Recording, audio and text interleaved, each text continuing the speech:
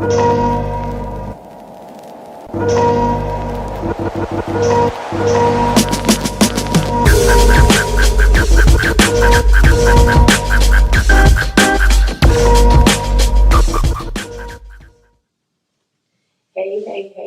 you all, welcome to One Purpose Magazine digital show that comes on every Thursday night around 8 p.m. We're working on cleaning it up to make sure that we have it out on time at 8 o'clock every Thursday. Right now, we're doing good, but YouTube is an interesting landscape. So if it's not on YouTube, then we're on Facebook. One of the two, upload it to either one. So with that being said, what are we talking about today? I don't have any updates at the moment other than, I don't know if you all know this, but One Purpose Magazine, I host a virtual cocktail, virtual cocktail and conversations, I guess I'm calling it. But it's One Purpose Magazine virtual cocktail and conversations. It is a group on Facebook that anyone is welcome to join. You do have to join it. It is private. And weekly, every Friday night, what I have done throughout the year was introduce a new cocktail using bourbon whiskey. So that's my thing. I'm into bourbon and trying different cocktails with it. I know that most bourbon connoisseurs are usually neat or on ice.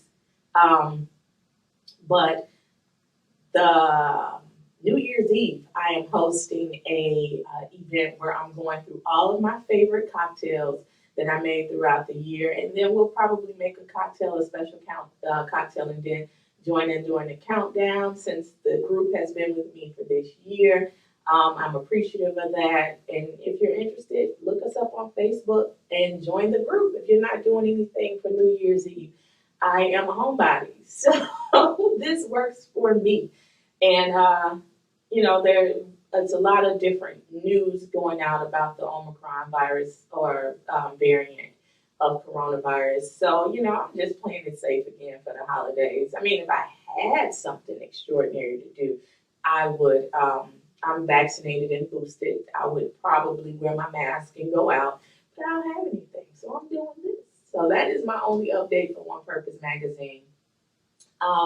So today I am going to talk about a culture topic and a slight health topic. I try to throw those in there. I am not a health news reporter, but I am very concerned about issues in my community, and I focus on addressing those things, whether it's a disparity or something that shows up in our community that we need to kind of narrow in and focus on.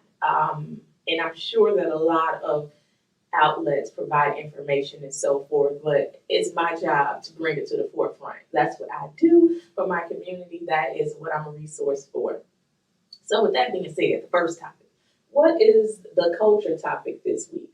So I wrote a commentary, an opinion piece on something that I saw on Facebook. Now, Facebook has faced its scrutiny all the way up to, has it gotten to the Supreme Court? I know that Congress has called the owners in. And so now I can't say Facebook. I guess I have to say Meta because that is their, I don't know the business structure, but they're owned by Meta. It is a subsidiary. Facebook, I think, is a subsidiary of Meta. So they have had their issues in the past, and they have been outed by former employees for issues in dealing with youth when it comes to Instagram, because if you don't know, Meta owns Instagram as well. Or, I don't know the business structure, like I said, I don't know Facebook, I don't know, but it's all under Meta now. If you're interested in that, and if you're a business insider, please comment and let us know how it's broken down. But my issue is always what is going on in this atmosphere and how it impacts our community. So recently, I saw that many people were sharing footage of a man who was planning an attempt murder suicide. And like, I'm uncomfortable saying it. I write about this stuff all the time. Of course, you all know in my job, I work on disseminating data with this information, this type of information. And, but talking about it is uncomfortable for me. Like verbally using the words to speak these things. And I think that we have become so desensitized that we just hit share and we do not think of the impact that these things have on our community. And I'm just going to go into, I got so many things opened up, but I'm going to go into the article that I began to write about this. And so the article will be published on One Purpose Magazine website. I'll share the link in the description box so that if you're into following data and reading stuff, then, it'll be there. But that's what I'm here for. I cover the written work. I cover the written work in my commentary. So anyway, death by suicide is not for social sharing. That is the name of my opinion piece. So the mainstream media have gotten so much better at covering deaths by suicide. Now, we must talk about social media and doing our job to bring awareness to the public because it has made content sharing easy and everyone wants to spread knowledge or be the first to enlighten their followers. Regardless of your reason for sharing, we have to raise our conscience to certain sensitive topics. So, I'm going to talk about some data. In the Midwest region, 635 Black people died by suicide in 2019. The region includes Illinois, Indiana, Wisconsin, Minnesota, Iowa, Michigan, Kansas, Nebraska, Ohio, and Michigan. One Purpose Magazine targets this specific demographic.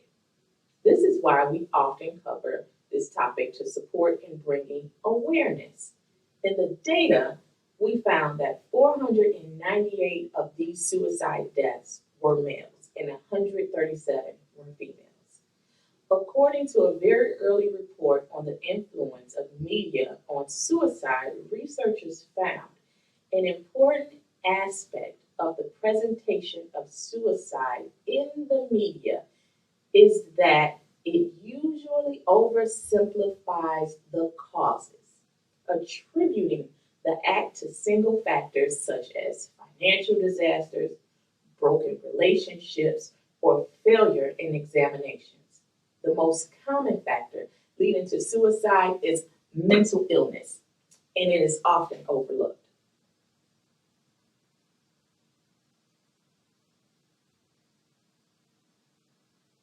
So I go on to say, so when the media has to cover suicide deaths, I can see and understand the sensitivity they have learned to employ.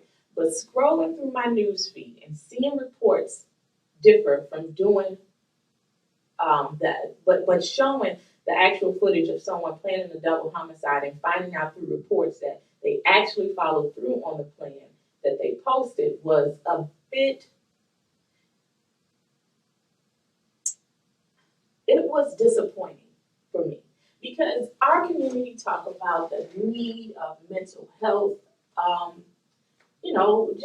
We need more when it comes to mental health issues and dealing with them.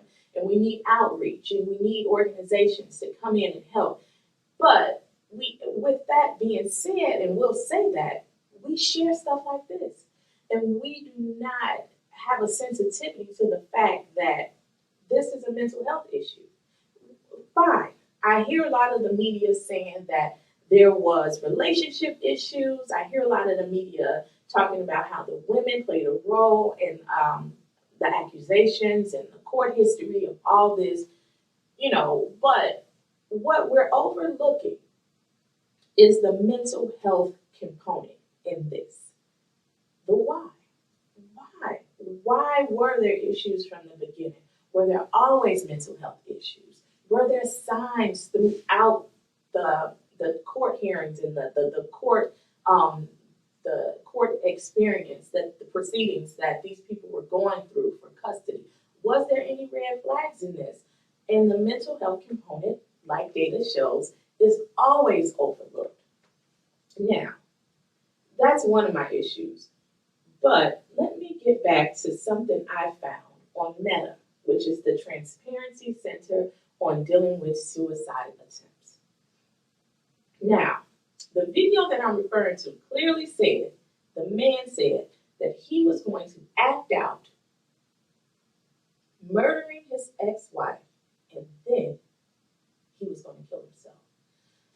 So, with respect to live content, this is what happens on Facebook. Experts have told us that if someone is saying they intend to attempt suicide, let me start over. With respect to live content, experts have told us that if someone is saying they intend to attempt suicide on live stream, we should leave the content up for as long as possible. Because the longer someone is talking to a camera, the more opportunity there is for a friend or family member to call emergency services. However, to minimize the risk of others being negatively impacted by viewing this content, we will stop the live stream at the point at which the threat turns into an attempt.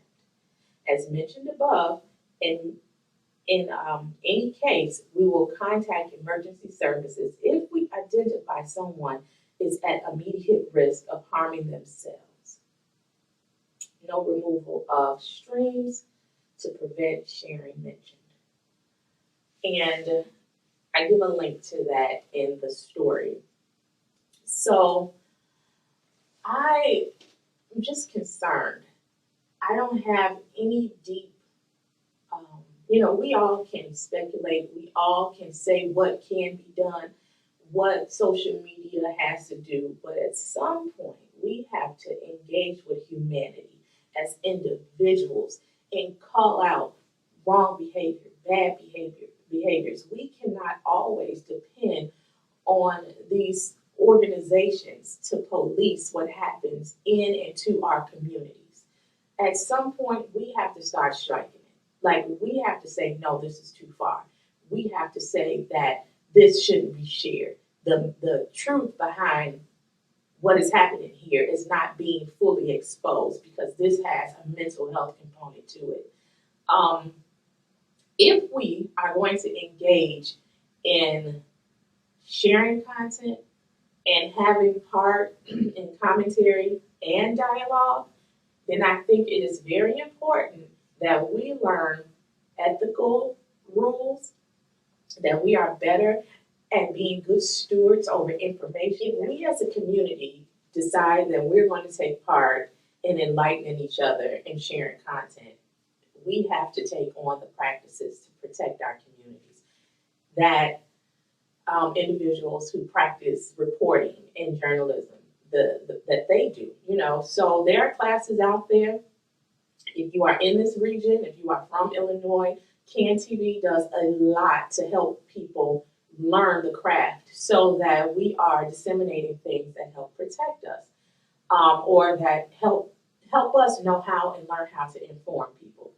I think it's wonderful, personally, that the community is involved in this way. And I look at that as a great thing when it comes to social media platforms, that the engagement is very important. And I think that we have to probably engage in more civic engagement so we can learn how politics work. Like, it can be a great thing if we use it right. But when I see things like this, it scares me a little bit because I do believe in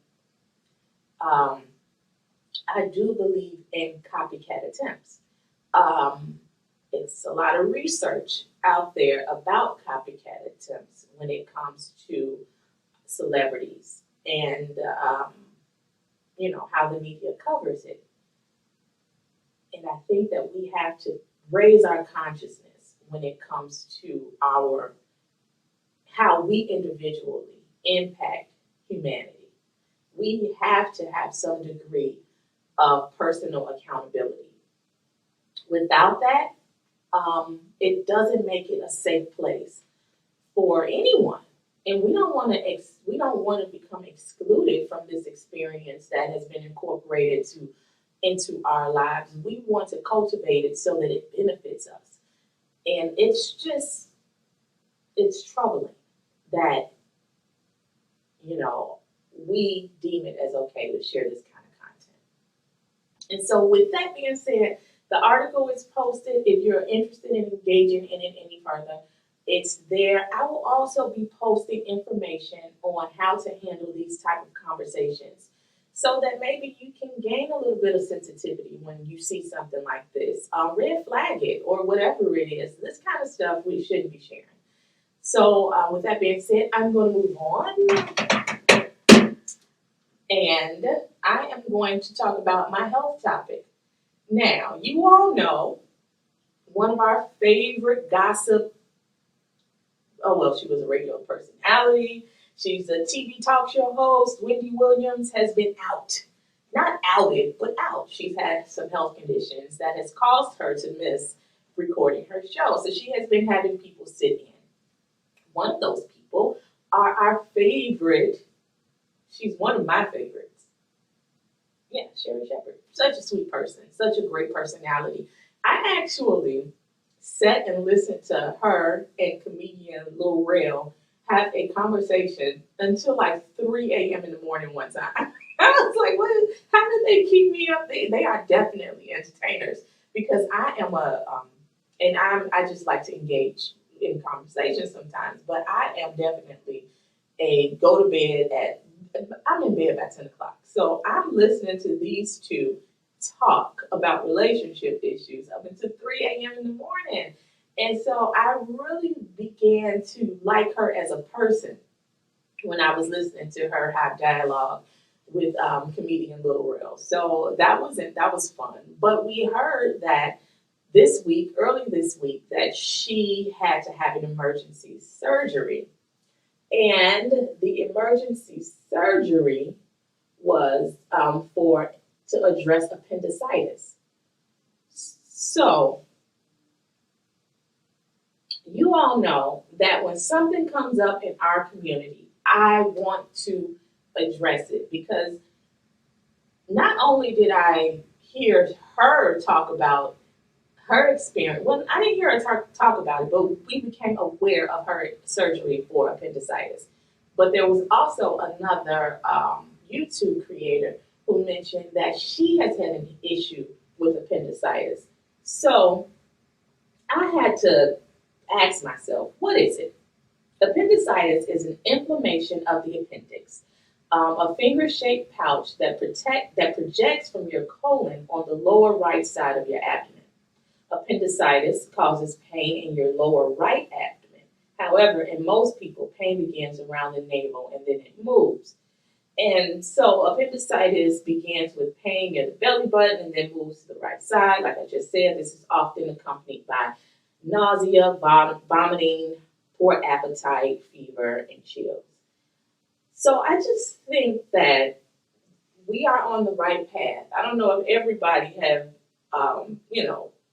implemented a detox regimen in their lifestyle, but I think that if not, detoxing is a really good thing because this is something that I think that our community has to pay attention to. Some of the triggers, what causes appendicitis, it happens when the inside of the appendix is blocked. So appendicitis may be caused by various infections such as a virus, bacteria, or parasites in your digestive tract. Or it may happen when the tube that joins your large intestines and appendix is blocked or trapped by stool. So, yeah, detoxing, colonoscopies, anything to do with keeping us healthy, especially our digestive systems, is very, very important. And even to myself, like I have not had a colon cleanse, like a one where you can go into the office, and I know this is getting personal, but I hear it's so invasive. And so I do detox. I do the teas. I detox with, there's a regimen that I use, a pill regimen that I take. But I'm thinking about myself doing an actual colon cleanse. And I know it's a lot of information and invasive, but we have to take care of ourselves. We have to be healthy. And speaking of taking care of ourselves, one more topic that I want to address. So, as we know, there is this new Omicron variant of coronavirus that is out there. Just from my understanding, it seems as though if you're boosted, you have a higher protection of falling sick and being hospitalized when it comes to coronavirus and this variant. But none of us are completely immunized to where it doesn't affect us at all. We have not eradicated coronavirus. It is still around. It is still here. If you are fully vaccinated and boosted, you can fall sick to this variant. And so, as I talked about in a previous recording, if you're boosted, if you're fully vaccinated and boosted, you even have to take your vitamins. They are saying that it's important to take your vitamins. It is important to get rapid testing at home. We know that they were saying in the Black community, vitamin D is very important for people of color, for Black folks. So Black people, take your vitamin D. Do your vitamin D regimen according to what your doctor has told you to consume or to take. All of that is important. I hear good things about zinc. I hear good things about elderberry. They are all good for you according to what your doctor says. This is not medical advice. I want you to seek your personal physician's opinion on everything that I'm saying, but do something. Make sure that you are healthy. Make sure you are doing what you have to do for your immune system to fight the good fight that it has to fight to keep you healthy and keep you here, and most of all, keep you out of the hospital. Let's not overwhelm the hospital, because they say it's coming, and every time they say it's coming, it always comes. And we just have to do our part. I'm going to make sure I do my part for my kids, for myself, and I encourage you, implore you to just, mind your health. Mind our health. And with that being said, I will see you all next week. Peace.